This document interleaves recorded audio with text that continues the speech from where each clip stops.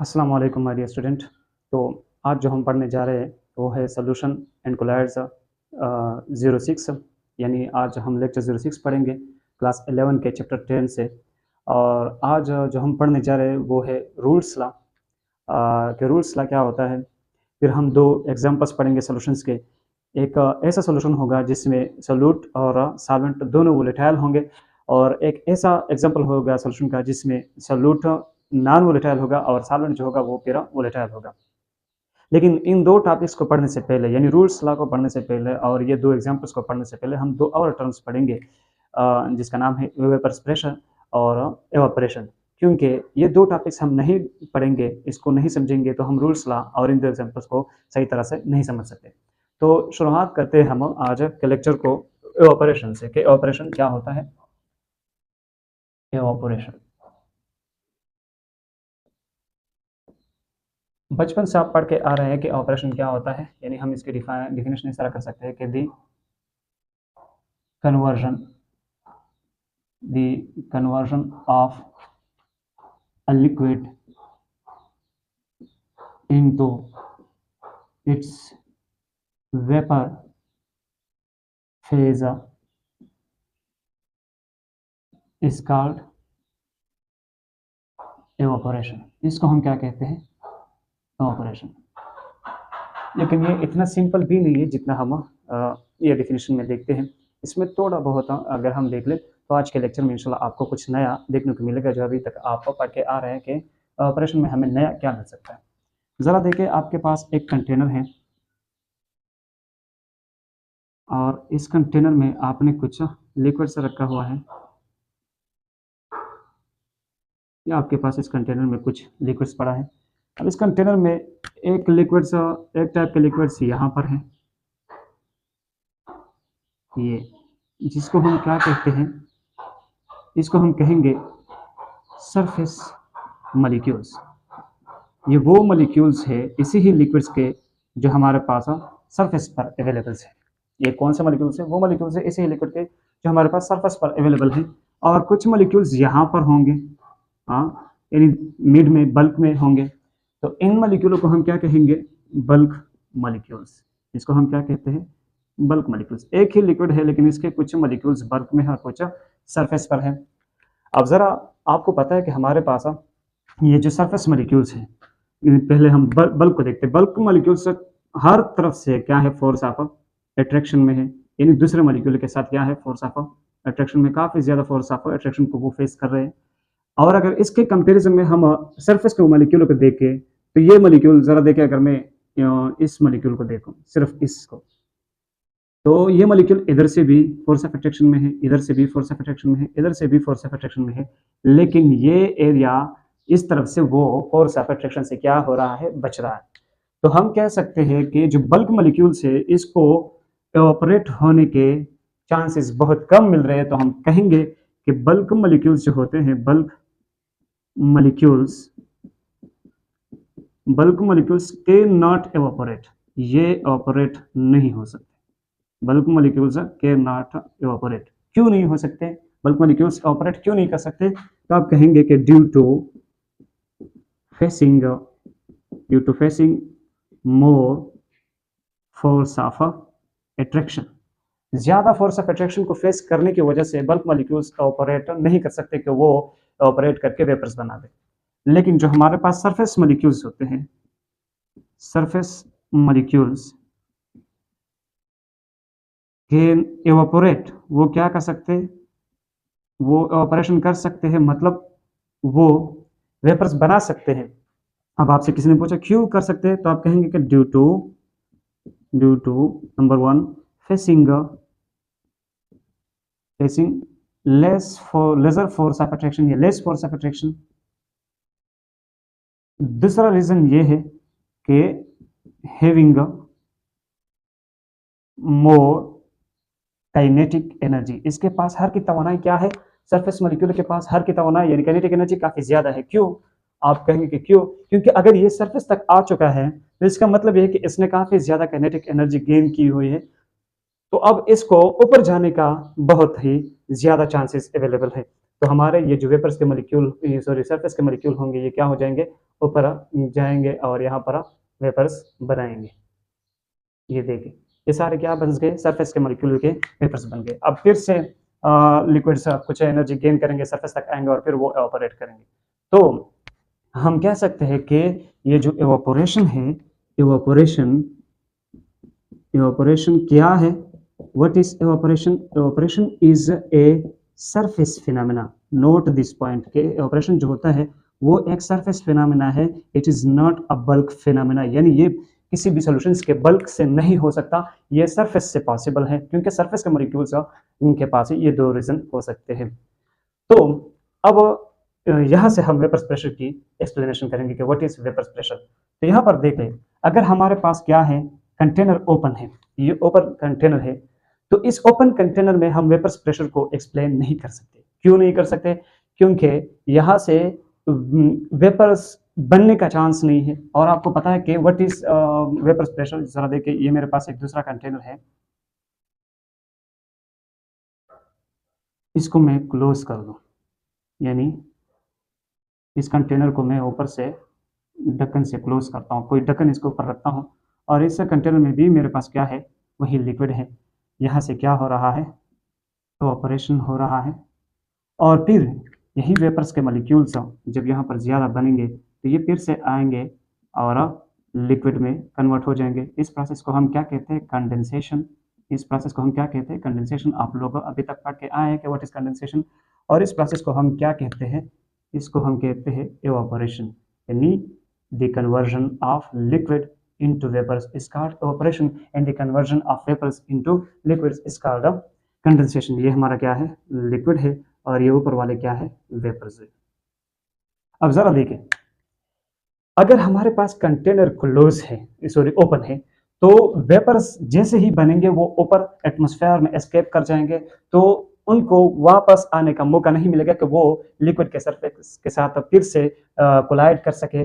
और जब वो ये नहीं करेंगे तो इसका वेपर्स प्रेशर क्या होगा। हम वेपर्स प्रेशर इसको कहते हैं कि the pressure which exert by the vapours molecules on the surface of its liquids, कि जो वेपर्स बनते हैं वो वेपर्स जब वापस आते हैं अपने ही लिक्विड के सरफेस के साथ टकराते हैं और जो प्रेशर वो यहाँ पर एक्सर्ट कर रहा है, इस प्रेशर को हम क्या कहते हैं, वेपर्स प्रेशर। तो अगर हमारे पास कंटेनर ओपन है तो हमारे पास वेपर्स बनने का चांस कम होगा, यानी वेपर्स ऊपर हवा में एस्केप करेंगे और फिर हमें वेपर्स प्रेशर देखने को नहीं मिलेगी।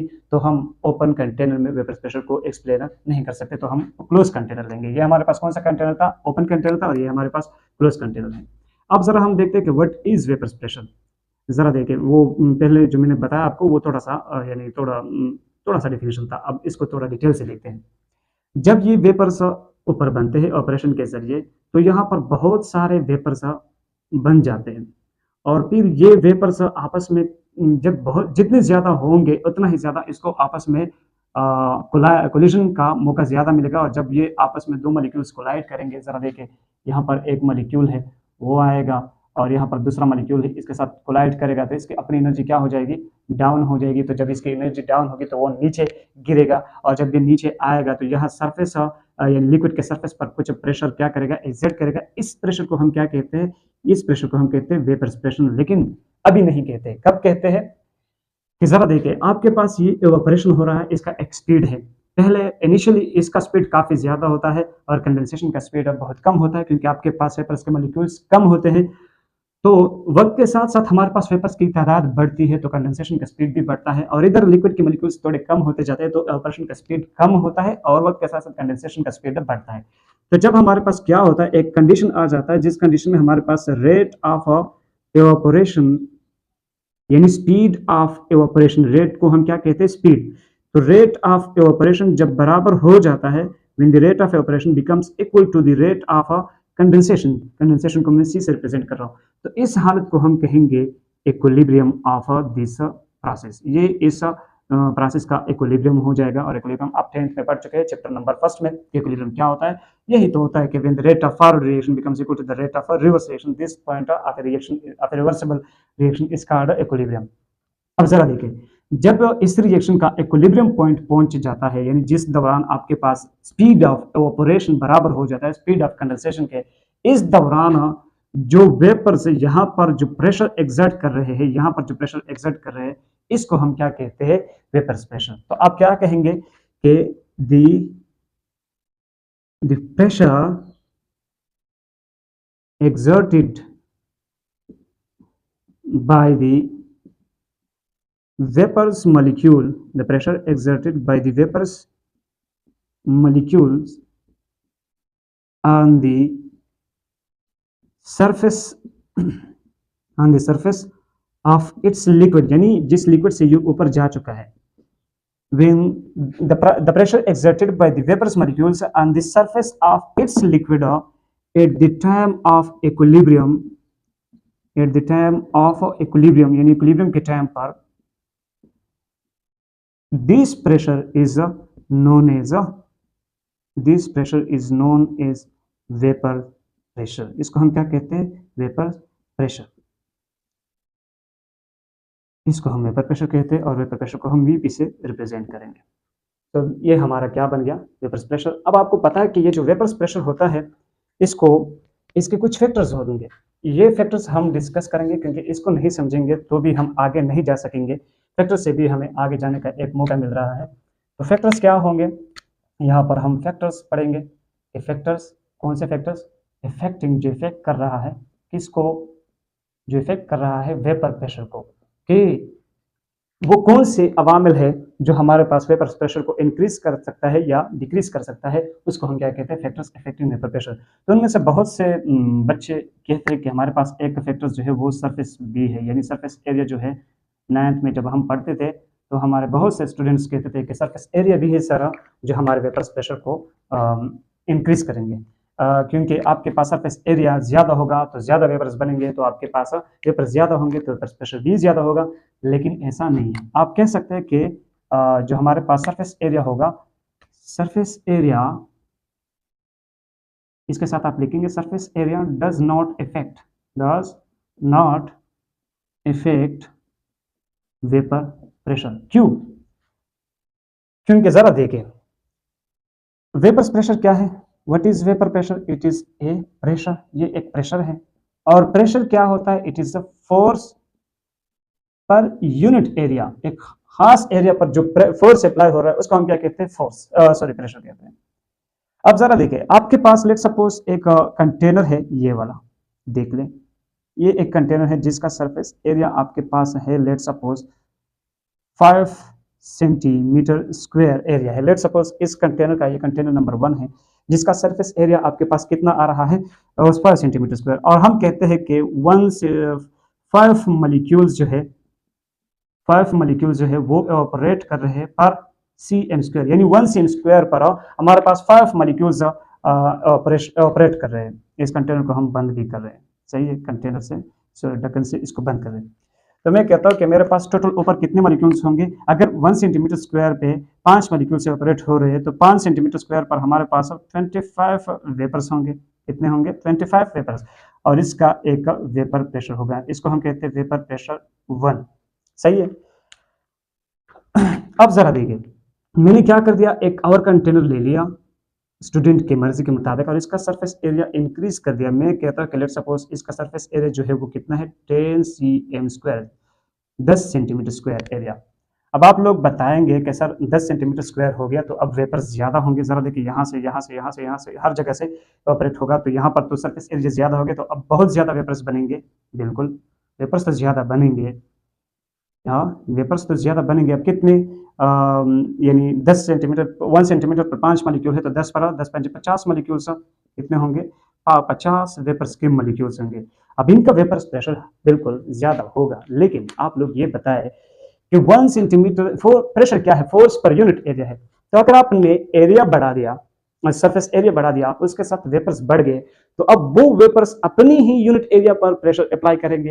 यानी ऐसा तो नहीं है कि यहाँ से जितने वेपर्स हवा में उठ गए यानी ऑपरेट कर गए, अब वो सारे वेपर्स यानी 50 के 50 मॉलिक्यूल्स अभी भी 1 सेंटीमीटर स्क्वायर एरिया पर तो अपना प्रेशर अप्लाई नहीं करेंगे। अब यानी 10 सेंटीमीटर स्क्वायर कर दिया तो अब भी हर 5 मॉलिक्यूल के लिए 1 सेंटीमीटर स्क्वायर एरिया अवेलेबल है। तो अभी भी 1 सेंटीमीटर स्क्वायर पर 5 मॉलिक्यूल्स ही अपना प्रेशर अप्लाई कर रहे हैं। तो आप लोग बताएं कि क्या वेपर्स प्रेशर बढ़ गया? नहीं, वेपर्स की तादाद तो ज्यादा हो गई, सरफेस एरिया बढ़ाने की वजह से वेपर्स की तादाद तो ज्यादा हो गई, लेकिन अब चूंकि वेपर्स जितनी ज्यादा हो गई उसके साथ साथ नीचे सरफेस एरिया भी बढ़ गया। तो अब पहले 1 सेंटीमीटर स्क्वायर पर 5 मॉलिक्यूल्स फोर्स अप्लाई कर रहे थे, 5 सेंटीमीटर स्क्वायर पर 25 मॉलिक्यूल्स अपना प्रेशर अप्लाई कर रहे थे। अब 10 सेंटीमीटर स्क्वायर पर हर cm स्क्वायर एरिया पर हमारे साथ 5 मॉलिक्यूल अभी भी अपना प्रेशर अप्लाई करेंगे, और इससे जाहिर हो रहा है कि surface area does not affect vapours pressure, क्योंकि सरफेस एरिया बढ़ाने से वेपर ज्यादा होंगे, लेकिन उस वेपर्स के प्रेशर के लिए हमारे लिए सरफेस एरिया भी ज्यादा हो रहा है। तो अभी भी वही प्रेशर है पर यूनिट एरिया। क्लियर है? उम्मीद करता हूँ कि ये आपके समझ में आ चुका होगा। आप इस लेक्चर को बार बार दोहराते जाए, 2-3 बार आप इसको दोहराएंगे तो इंशाल्लाह आपके जहन में ये बात आ जाएगी। नहीं आए तो आप लोग मुझे कमेंट सेक्शन में बता सकते हैं, फिर मैं आपको एक्सप्लेन करवा दूंगा, कमेंट में रिप्लाई करके आपको फिर से एक्सप्लेन करा दूंगा। अच्छा, ये हमारे पास हो गई कंटेनर नंबर 2, यानी सरफेस एरिया का तो वेपर प्रेशर पर कोई इफेक्ट नहीं है। अब दूसरा फैक्टर्स है हमारे पास नेचर ऑफ लिक्विड या नेचर ऑफ ए सब्सटेंस। तो जरा देखिए, हमारे पास दो तरह के सब्सटेंसेस होते हैं। एक होते हैं सब्सटेंसेस, ऐसे सब्सटेंसेस होते हैं, कुछ ऐसे सब्सटेंसेस होते हैं जिसके मॉलिक्यूल के बीच, यानी अगर इसके मॉलिक्यूल्स देखेंगे तो इनके मॉलिक्यूल के बाद जो मॉलिक्यूल के बीच जो फोर्स ऑफ अट्रैक्शन होता है, वो क्या होता है? इसको मैं कहता हूँ strong intermolecular force of attraction. आप लोग मेरे साथ कोऑपरेट करें कि ये जो है इसको आप लोग फुल फॉर्म में लिखे, strong intermolecular force of attraction. कुछ ऐसे लिक्विड होंगे जिनके बीच intermolecular force of attraction क्या होगा? ज्यादा होगा। और कुछ ऐसे लिक्विड्स होंगे, कुछ ऐसे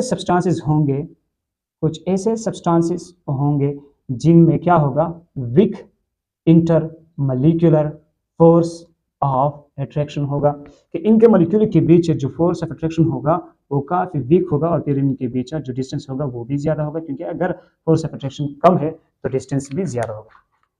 अब आप लोग मुझे ये बताएं कि अगर मॉलिक्यूल ऐसा कोई लिक्विड आपके कंटेनर में पड़ा है जिनके लिक्विड के मॉलिक्यूल के बीच फोर्स ऑफ अट्रैक्शन कम है, स्ट्रांग है, तो एक दूसरे के साथ काफी मजबूती से जुड़े हुए होंगे। अब इनका ऑपरेशन क्या रहेगा? थोड़ा मुश्किल हो जाएगा, तो इनके वेपर्स कम बनेंगे तो इसका वेपर्स प्रेशर भी क्या होगा? कम होगा। और अगर आपके पास ऐसा कंटेनर में ऐसा सब्सटेंस पड़ा है, ऐसा कोई लिक्विड्स पड़ा है जिनके मॉलिक्यूल के बीच फोर्स ऑफ अट्रैक्शन क्या है? काफी वीक है, तो weak intermolecular force of attraction की वजह से ये आसानी के साथ ऑपरेट कर सकेंगे बहुत ही कम टेम्परेचर पर। अगर मैं कहता हूँ कि 50 डिग्री सेंटीग्रेड पर इस सब्सटेंस के, यानी सब्सटेंस नंबर 1 की 50 डिग्री सेंटीग्रेड पर 5 मॉलिक्यूल्स पर सेकंड ऑपरेट हो रहे हैं, तो उसी 50 डिग्री सेंटीग्रेड पर इस सब्सटेंस नंबर 2 की 10 मॉलिक्यूल पर सेकंड ऑपरेट होंगे due to weak force of intermolecular force of attraction. तो दूसरा हमारे पास नेचर ऑफ सब्सटेंस। जरा देखें, अब मैं इस तरफ को मिटाने वाला हूं, आप लोग इसको नोट करें।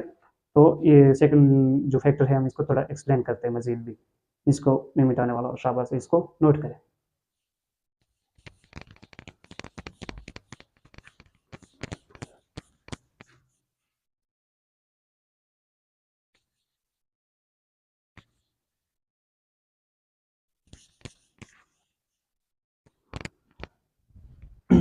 अब जरा देखिए, ये जो वन लिक्विड होता है, इसके कुछ एग्जांपल्स मैं आपको बता दूं कि लेट्स सपोज हमारे पास वाटर है। एक वाटर के मॉलिक्यूल आपको पता है कि 4 हाइड्रोजन बॉन्ड में एग्जिस्ट होता है। एक वाटर का मॉलिक्यूल 4 हाइड्रोजन बॉन्ड बनाते हैं। और एक है हमारे पास एग्जांपल नंबर C2H5OH, इथेनॉल एक अल्कोहल का मॉलिक्यूल है जिसमें से एक हाइड्रोजन बॉन्ड, यानी एक इथेनॉल का मॉलिक्यूल एक हाइड्रोजन बॉन्ड बना सकता है। तो आप लोग बताएं, हाइड्रोजन बॉन्ड एक strong intermolecular force of attraction है, इसमें एक है, इसमें 4 है, तो फोर्स ऑफ अट्रैक्शन किसका ज्यादा होगा? इंटरमॉलिक्यूलर फोर्स ऑफ अट्रैक्शन जो होगा वो वाटर का क्या रहेगा? वो वाटर का ज्यादा रहेगा force of attraction of ethanol से। यानी इथेनॉल के फोर्स ऑफ अट्रैक्शन जो होंगे मॉलिक्यूल के बीच वो वीक होंगे वाटर के मॉलिक्यूल के बीच जो इंटरमॉलिक्यूलर फोर्स ऑफ अट्रैक्शन है। तो इसके रिजल्ट पे मैं ये कह सकता हूँ कि वेपर्स किसके ज़्यादा होंगे, वेपर्स इथेनॉल के ज़्यादा होंगे, क्योंकि इसका फोर्स ऑफ अट्रैक्शन कम है तो इसके वेपर्स ज़्यादा बनेंगे, फिर इसका वेपर्स प्रेशर भी ज़्यादा होगा किसका, इथेनॉल का, क्योंकि इसके वेपर्स ज़्यादा बनेंगे। तो vapour pressure of ethanol, vapour pressure of ethanol क्या हो जाएगा, ज़्यादा हो जाएगा वेपर प्रेशर ऑफ वाटर से, वेपर प्रेशर ऑफ वाटर से। इसी तरह मैं एक और एग्जांपल दूँ आपको, एग्जांपल नंबर 1, एग्जांपल नंबर 2, आपके पास एक है CH3OH मिथानॉल जिसको हम कहते हैं, इसमें हमारे पास एक हाइड्रोजन बॉन्ड होता है, एक है आपके पास C2H4OH ट्वाइस। अगर मैं इसका फार्मूला लिख दूँ आपके लिए तो ये इस तरह होता है CH2OH एंड OH, दो अल्कोहल के मॉलिक्यूल्स है इसके साथ, तो ये दो हाइड्रोजन बॉन्ड बना सकते हैं इथेनॉल। इसी तरह हमारे पास C है C3H6OH थ्राइस, इसको हम कहते हैं प्रोपेन ट्राइओल, ये इथेन डायोल है, ये प्रोपेन ट्राइओल है। इसके पास कितने हैं, इसके साथ दो हाइड्रोजन बॉन्ड है और इसके साथ तीन हाइड्रोजन बॉन्ड है। तो जिसके साथ ज़्यादा हाइड्रोजन बॉन्ड होंगे उसके फोर्स ऑफ अट्रैक्शन क्या होंगे, ज़्यादा होंगे। जिसका फोर्स ऑफ अट्रैक्शन जितना ज़्यादा होगा उनके उतने ही कम वेपर्स हवा में जाएंगे, तो उनका वेपर प्रेशर भी उतना ही कम होगा, क्योंकि वेपर्स कम होंगे उसका प्रेशर कम होगा, तो वेपर प्रेशर कम होगा। तो हम कह सकते हैं कि force intermolecular force of attraction of methanol, इसको हम क्या कहते हैं, मिथानॉल। ये इसको आप ए कह दें क्योंकि इतना ज़्यादा लिखना थोड़ा टाइम वेस्टिंग है। Intermolecular force of attraction of A is less than intermolecular force of attraction of B, which is less than intermolecular force of attraction of C। तो इसके बाद हम वेपर प्रेशर के लिए क्या निकाल सकते हैं कि vapour pressure of A is greater than vapour pressure of B is greater than vapour pressure of C, क्योंकि A के बीच फोर्स ऑफ अट्रैक्शन कम है तो इसके वेपर ज्यादा बनेंगे, तो इसका वेपर प्रेशर B से ज्यादा होगा और इसका ज्यादा होगा वेपर प्रेशर ऑफ C से। तो ये हो गई हमारे पास फैक्टर नंबर 2। अब जरा आपको मैं बता दूं कि इस फैक्टर्स के बिना पर ये जो सेकंड फैक्टर है, we have two types of substances on this basis, हम आप लोग लिखेंगे on the basis of this factor we have two types of substances. उनमें से नंबर 1 होता है आपके पास वोलेटाइल सब्सटेंसेस और दूसरा होता है आपके पास नॉन वोलेटाइल सब्सटेंसेस। एक वोलेटाइल होता है और एक नॉन वोलेटाइल होता है। अब ये वोलेटाइल क्या है, मैं भी आपको पता हूं कि वोलेटाइल क्या होते हैं, तो थोड़ा सा मैं भी आपको बता दूं कि वो सब्सटेंसेस है विच कैन इजीली एवापोरेट या which have the tendency to evaporate, जो एवापोरेट कर सकते हैं उन सब्सटेंसेस को हम क्या कहते हैं, वोलेटाइल सब्सटेंसेस। फॉर एग्जांपल आपके पास ये मिथानॉल जो है, ये इथेनॉल जो है, ये वाटर जो है, बेंजीन जो है C6H6 या टोल्यूइन जो है C6H5CH3, this is an example of toluene. तो ये सारे क्या है हमारे पास वोलेटाइल लिक्विड्स हैं। और एक होता है आपके पास नॉन वोलेटाइल। तो नॉन वोलेटाइल कौन से होते हैं, अच्छा यहाँ पर मैं एक आपको पॉइंट बता दो कि लिक्विड्स जो होते हैं, liquids are considered as volatile substances. जो हमारे पास लिक्विड्स होंगे उसको हम इस चैप्टर में कंसिडर करेंगे कि ये हमारे पास वोलेटाइल सब्सटेंसेस है। दूसरा है हमारे पास नॉन वोलेटाइल के नॉन वोलेटाइल क्या होते हैं, what is non volatile substances. तो नॉन वोलेटाइल कौन से होंगे, which cannot easily evaporate, which cannot easily evaporate, जो इजीली ऑपरेट नहीं कर सकते उसको हम क्या कहते हैं, नॉन वोलेटाइल सब्सटेंसेस। या विच हैविंग नो टेंडेंसी, जिसके पास ये टेंडेंसी, ये एबिलिटी नहीं होती कि क्या कर सके, टू ऑपरेट कर सके, जो ऑपरेट करने की टेंडेंसी जिसके पास ना हो उसको हम क्या कहते हैं, non volatile liquids, non volatile substances. और ये असल में अगर मैं आपको बता दूं कि मोस्टली जो एग्जांपल्स हमें मिलते हैं वोलेटाइल की, उनमें जो है वो यूरिया बहुत ज़्यादा आपको मिलेगा, ग्लूकोज भी आपको बहुत ज़्यादा मिलेगा नॉन वोलेटाइल के एग्जांपल्स में, और सक्रोज जिसको हम शुगर केन भी कहते हैं, ये जो एग्जांपल्स है this are the most common examples of non volatile substances. और इसके साथ एक पॉइंट लिख के, इस तरह यहाँ पर आपने पॉइंट लिखा था कि इस चैप्टर में हम सॉलिड्स को कंसीडर करेंगे कि जितने सॉलिड्स होंगे वो हमारे पास क्या होंगे, नॉन वोलेटाइल होंगे, यानी ये वो चीज़ें होंगे जो ऑपरेटर नहीं करेंगे, इसके वेपर सा नहीं बनेंगे। तो ये हमारे पास वेपर प्रेशर का दूसरा फैक्टर हो गया। अब तीसरा फैक्टर्स भी बहुत से लोग बताते हैं कि टेम्परेचर के बारे में हम थोड़ा बहुत पढ़ते हैं कि टेम्परेचर का वेपर प्रेशर के साथ कौन सा रिलेशन है, ज़रा वो भी देख लेते हैं। तो मैं आपको बता दूं कि टेम्परेचर बढ़ाएंगे तो आपके पास वेपर्स बढ़ेंगे, क्योंकि वेपर्स के पास लिक्विड मॉलिक्यूल के पास काइनेटिक एनर्जी ज़्यादा आएगी, तो वो बहुत ज़्यादा मॉलिक्यूल सरफेस पर आएंगे तो इसके वेपर ज़्यादा बनेंगे, फिर इसका वेपर प्रेशर भी ज़्यादा होगा। तो मैं आपको बता दूं कि तीसरा फैक्टर जो है यानी टेम्परेचर जो होगा, अगर आप टेम्परेचर को इंक्रीज करेंगे, टेम्परेचर को आप क्या करेंगे, इंक्रीज करेंगे, तो वेपर प्रेशर भी आपके पास, पहले मैं आपको बता दूं कि टेम्परेचर इंक्रीज करेंगे तो आपके पास वेपर्स क्या बनेंगे, ज़्यादा बनेंगे, वो भी इंक्रीज होंगे, और फिर वेपर प्रेशर भी आपके पास इंक्रीज होगा।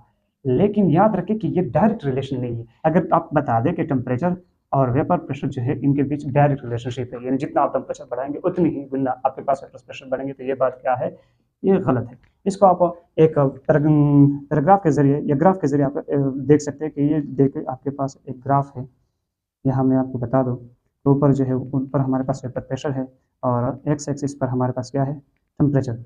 तो ये इस तरह बढ़ता है, ज़रा देखिए, पहले वेपर प्रेशर कम बढ़ता है और फिर बहुत ज़्यादा बढ़ने लगता है। तो ये वाला रिलेशन है वेपर प्रेशर का और टेम्परेचर का, इस ग्राफ के जरिए आप इसको देख सकते हैं। तो ये हमारे पास तीन फैक्टर्स होंगे। इसके बाद अब हम पढ़ेंगे वो दो एग्जाम्पल्स ऑफ सोल्यूशंस के एक एग्जाम्पल है सोल्यूशन का, कौन सा, मैं इसको बोर्ड को मिटा दो, साफ कर दो, फिर इंशाल्लाह आगे देखेंगे।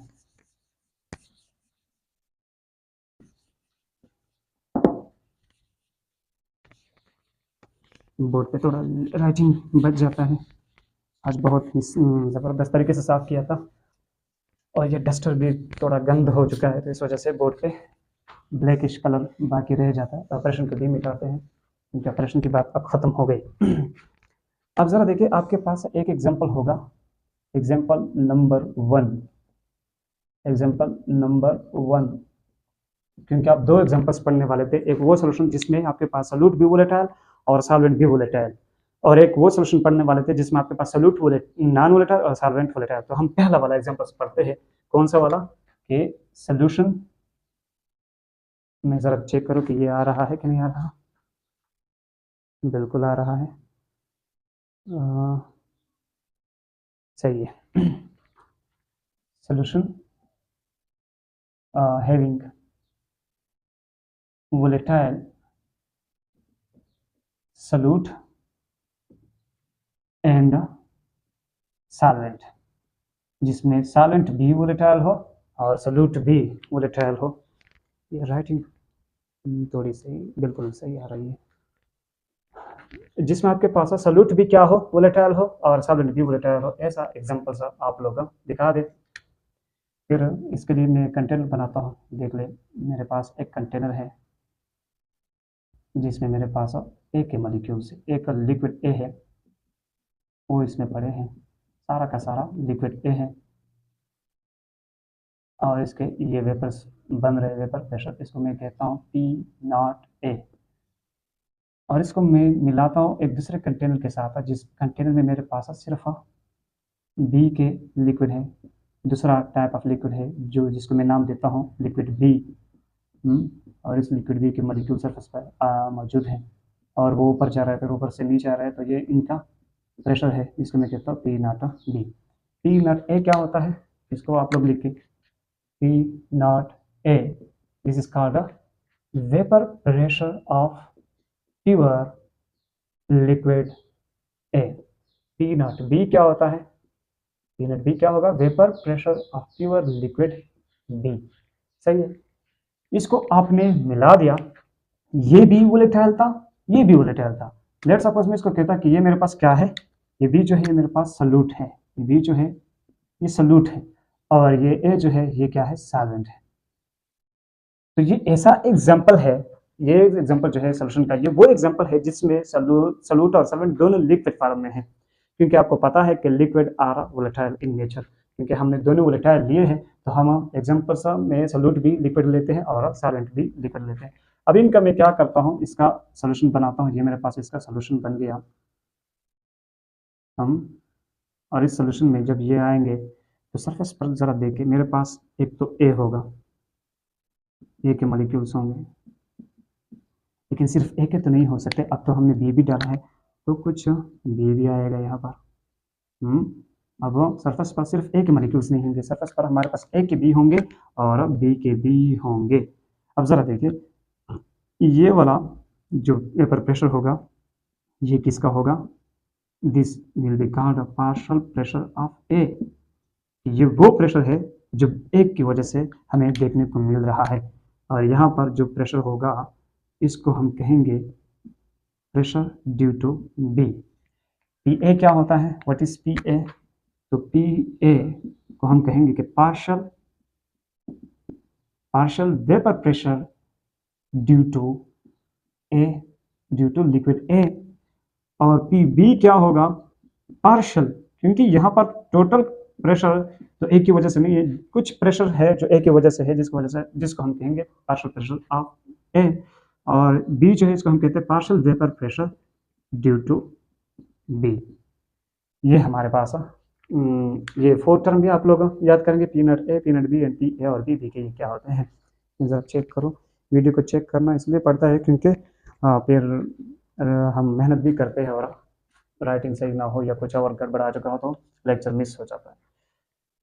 अब जरा देखें यहाँ पर ये पी ए क्या होता है, यहाँ से हमें रूल्स लॉ देखने को मिलता है। रूल्स लॉ किस तरह कि ये जो पी ए होता है, लोग कहते हैं कि पी ए जो होता है वो डायरेक्टली प्रोपोर्शनल होता है एक्स ए के, and this is rules law. Rules law क्या कहता है हमें, what is rules law, Raoult's law जिसको कहते हैं राउल्ट्स लॉ या rules law. What is rules law, ये हमें ये स्टेटमेंट देता है कि the partial vapor pressure of any component या each component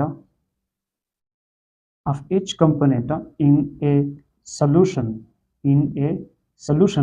is directly proportional to the partial vapor pressure of any component in a solution is directly proportional to its mole fraction। और mole fraction को आप लोग already मेरे पिछले वाले lecture में देख चुके हैं, मोल फ्रैक्शन क्या होता है। सो दिस इज ये क्या है हमारे पास, ये है हमारे पास रूल्स लॉ, इसको हम क्या कहते हैं, राउल्ट्स लॉ। या अगर आपके पास कंपोनेंट बी है तो इसको बी राउल्ट्स लॉ के शक्ल में आप लिख सकते हैं, this is also Raoult's law. अब जरा देखिए इसको हम मैथमेटिकल इसका फार्मूला किस तरह बनाएंगे। जरा देखिए पी ए को, यानी इस इक्वेशन को अगर मैं प्रोपोर्शनलिटी साइन को मिटा दूँ तो कांस्टेंट का साइन आएगा के और इसके साथ मोल फ्रैक्शन ऑफ ए। अब हम के की वैल्यू निकालते हैं और इस के की वैल्यू को फिर इक्वेशन 1 में लगाते हैं, क्योंकि आपको पता है कि मैथमेटिकल फॉर्म जो है रूल्स लॉ का वो इस तरह लोग लिखते हैं कि P naught A into X A. ये है हमारे पास mathematical form of Raoult's law. ये इक्वेशन नंबर, इसको मैं इक्वेशन 2 कह दूँ। ये किस तरह आया है, अब इसको हम यहाँ से देखते हैं। जरा देखिए के की वैल्यू आप निकालेंगे और इसको यहाँ पर डालेंगे तब आपके पास ये वाला इक्वेशन बन जाता है। तो के की वैल्यू हम किस तरह निकालेंगे, अगर मैं आपको कह दूँ कि लेट्स कंसीडर कि ये समझे कि हमारे पास सिर्फ प्योर ए है, कंटेनर में हमारे पास सिर्फ क्या है, प्योर ए है, तो आपके पास एक्स ए जो होगा मोल फ्रैक्शन ऑफ ए वो बराबर हो जाएगा, तो किसके बराबर हो जाएगा, 1 के। क्योंकि पिछले वाले लेक्चर्स में मैंने आपको बताया था कि x A plus X B जितनी भी कंपोनेंट्स हैं उनके मोल फ्रैक्शन को आप जमा करेंगे तो वो आपके पास किसके बराबर आएंगे, 1 के। किसी सोल्यूशन में आपके पास जितनी भी कंपोनेंट्स हैं उन सब के मोल फ्रैक्शन को आप जमा करेंगे, X A plus X B plus X C plus X D and so on, तो इसका सम किसके बराबर आएगा, 1 के। तो यहाँ पर मैंने क्या कह दिया कि लेट्स कंसीडर कि we have only pure A in this solution, तो हमारे पास एक्स ए किसके बराबर हो जाएगा, 1 के, क्योंकि और तो कोई कंपोनेंट है नहीं। तो मैं एक्स ए की जगह K1 लिख सकता हूँ, सही है। ये वाला इक्वेशन हमारे पास है। इसके साथ मैं लिखता हूँ PA, यहाँ PA में भूल चुका हूँ। तो अब हमारे पास PA किस चीज के बराबर हो जाएगा, PA बराबर हो जाएगा K इंटू 1 के, यानी K हमारे पास बराबर हो जाएगा पार्शियल प्रेशर ऑफ A के। लेकिन मैंने क्या कहा कि लेट्स कंसीडर कि हमारे पास सोल्यूशन में सिर्फ प्योर A है। तो जब हमारे पास सोल्यूशन में सिर्फ प्योर A होता है, when we have pure A, अगर हमारे पास सोल्यूशन में सिर्फ A है तो हमारे पास जो पार्शियल प्रेशर ऑफ A होता है वो बराबर होता है P नॉट A, यानी partial vapour pressure of pure liquid A। ये PA किसके बराबर होता है, P नॉट A के। तो मैं लिख सकता हूँ कि K हमारे पास किस चीज के बराबर आ जाएगी, K हमारे पास बराबर आ जाएगी PA किसके बराबर है, P नॉट A के, P नॉट A। अब जरा आप लोग क्या करें, K की वैल्यू जो यहाँ पर आपके पास आई है वो आप इक्वेशन नंबर 1 में पुट करें, तो PA बराबर हो जाएगा, K की वैल्यू क्या है, P not A into XA, तो आपके पास इक्वेशन नंबर 2 बन जाएगा। And this is the mathematical form of Rawls law. ये किसका, रॉल्स लॉ का मैथमेटिकल फॉर्म है। इस तरह PB के लिए भी आप लिख सकते हैं कि P partial pressure of B is equal to P naught B multiplied by mole fraction of B। ये रॉल्स लॉ का मैथमेटिकल फॉर्म है in the form of component B। तो ये हमारे पास रॉल्स लॉ हो गए। सोल्यूशन नंबर 1 में हमने रॉल्स लॉ को भी एक्सप्लेन कर दिया। अब जरा इसका ग्राफ देखते हैं। यहाँ पर इसका ग्राफ भी बुक्स में लिखा गया होता है। राइटिंग थोड़े वो आ रहे हैं धीमे, यानी इंशाल्लाह आपको नज़र आएंगे, लिख सकते हैं आप, क्योंकि मुझे भी नज़र आ रहे हैं तो आपको भी नज़र आएंगे। ज़रा आप लोग क्या करें, अच्छा और चीज़ इस्तेमाल करें, यानी आपका मोबाइल अगर ठीक है, मेरा मोबाइल का कैमरा थोड़ा वो है, राइटिंग सही से नहीं आ रही, तो इसके लिए एक्सक्यूज़ करते हैं हम, कोऑपरेट करें आप भी।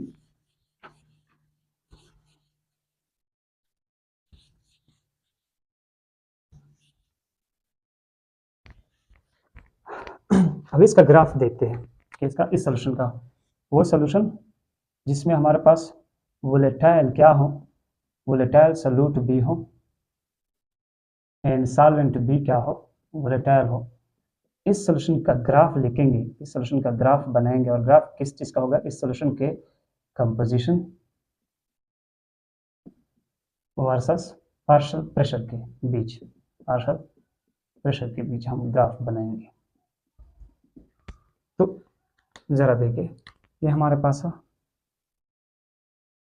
कंपोजिशन हो गई, सॉरी पार्शियल प्रेशर हो गई, और ये जो है ये इसका कंपोजिशन है। इस तरफ हम B लेंगे और इस तरफ हम A लेंगे। यहाँ पर मैं लिखता हूँ कि यहाँ पर इस पॉइंट पर हमारे पास मोल फ्रैक्शन ऑफ A जो है वो 1 के बराबर है, यानी इस पॉइंट पर हमारे पास सिर्फ प्योर A मौजूद है। क्या है, प्योर A मौजूद है, तो हमारे पास यहाँ पर मोल फ्रैक्शन ऑफ B क्या होगा, 0 होगा, यानी यह हमारे पास क्या है, प्योर A है। और इस पॉइंट पर हमारे पास सारा का सारा क्या है, B है, और x B की वैल्यू क्या है, 1 है। मोल फ्रैक्शन ऑफ B, क्योंकि सोल्यूशन में अगर सब के सब सिर्फ B ही है तो इसका मोल फ्रैक्शन 1 के बराबर आएगा। और फिर यहाँ पर हमारे पास XA किस चीज़ के बराबर होगी, 0 की, यानी इस साइड हमारे पास सिर्फ प्योर B है। अब ज़रा देखिए, जैसे ही हम इधर जाते हैं तो मोल फ्रैक्शन ऑफ A कम हो रहा है और मोल फ्रैक्शन ऑफ B ज़्यादा हो रहा है। यहाँ पर पहुँचते ही हमारे पास मोल फ्रैक्शन ऑफ B 1 के बराबर हो जाता है और मोल फ्रैक्शन ऑफ A 0 के बराबर आ जाता है। लेकिन यहाँ से इधर आते हुए हमारे पास मोल फ्रैक्शन ऑफ B कम हो रहा है कि यहाँ तक 0 हो जाता है, और मोल फ्रैक्शन ऑफ A बढ़ रहा है कि यहाँ तक आते हुए हमारे पास मोल फ्रैक्शन ऑफ A क्या हो जाता है, 1 के बराबर हो जाता है। तो जरा देखिए, यहाँ से मैं एक ग्राफ लेता हूँ कि अगर हमारे पास पार्टिकल्स ऑफ B बढ़ेंगे, यानी मोल फ्रैक्शन ऑफ B बढ़ेगा, तो इसका पार्शियल प्रेशर ये क्या है, ऊपर ये वाला ये लाइन जो है इसको हम कहते हैं पार्शियल प्रेशर का लाइन, सही है।